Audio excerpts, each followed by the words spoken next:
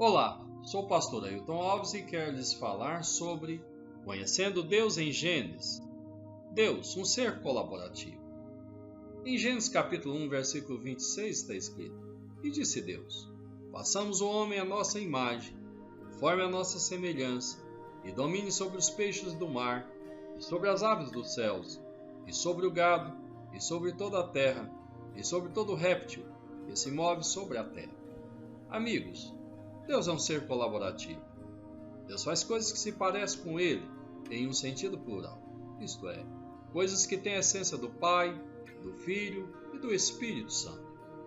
Quando Ele decidiu fazer a obra-prima da criação, o homem, Ele realizou um conselho da divindade e convidou: Façamos o homem conforme a nossa imagem e semelhança. Deus nos ensina em Gênesis que as coisas importantes da vida não devem ser realizadas no isolamento, na singularidade, no individualismo. Precisam ser compartilhadas. Precisamos compreender que esse princípio é ensinado por Deus. Há muita gente que falha ou se frustra exatamente por esse motivo. São como lobos errantes. Estão fora da matilha. Não há ninguém para dividir os seus projetos, os seus ideais e propósitos. As pessoas mais bem-sucedidas são aquelas que aprenderam o princípio da colaboração. Davi é um excelente exemplo de um homem que experimentou este princípio. Em 1 Samuel 22, versículo 2 se lê: Ajuntaram-se a ele todos os que se achavam em aperto, todos endividados e todos amargurados de espírito, e ele se fez chefe deles. Havia com ele cerca de 400 homens.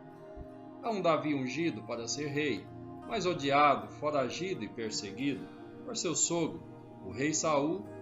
Escondido em uma caverna em Adulão, se associam 400 homens, que não eram dos mais bem dotados, mas que logo se tornariam seus mais excelentes guerreiros. Davi foi um homem notável, por isso a amargura e a aflição dos seus seguidores não o contaminou.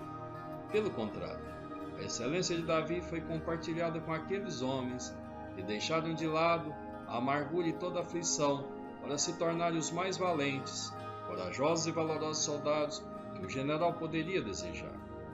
Observe que cada um, de forma isolada, estava fracassado, mas quando se ajuntaram e se associaram ao curado e sólido Davi, se tornaram aqueles homens valorosos. Em Gênesis, conhecemos um Deus que se associa e se compromete pessoalmente com o que cria. E disse Deus: Façamos o homem à nossa imagem, conforme a nossa semelhança. Pessoas especiais, assim como Deus, fazem coisas que se parecem com elas, que têm a sua identidade, a sua marca e o seu DNA. Em Gênesis, está escrito que enquanto Deus, o Pai, estava criando a terra e dando-lhe a forma final, o seu espírito pairava sobre a face do abismo. E quando o homem caiu no Éden, Deus matou um cordeiro para cobrir a nudez do homem. Nesse ponto, Deus já havia determinado: Filho, haverá um momento em que você, pessoalmente, terá que intervir, ser imolado, através da morte e do sacrifício, para trazer o homem de volta. Depois de tudo concluído, através do sacrifício, lá permanecerá o Espírito de consolo, que ensina e instrui, e conduz o homem que criamos de volta para casa. Amigos, vão falhar aqueles que preferem o eu sou, o eu faço, o eu construo, enquanto deveriam viver uma realidade do nós somos, nós fazemos, nós construímos. Isto é, viver uma realidade de pessoas de aliança, assim como foi Jesus, que escolheu 12 homens para estar com ele e construir, sob a sua liderança, um projeto de igreja. Jesus nunca estava só, sempre acompanhado de alguém, porque ele aprendeu com o Pai o valor de realizar as coisas no coletivo, em colaboração, em associação. Desta forma, Jesus protegia e era protegido, ensinava e recebia o feedback daqueles que estavam com ele. Amigos, é assim que Deus quer que vivamos. Esta é a verdadeira essência do homem. Peças que se encaixam para formar algo verdadeiramente grande, funcional e útil.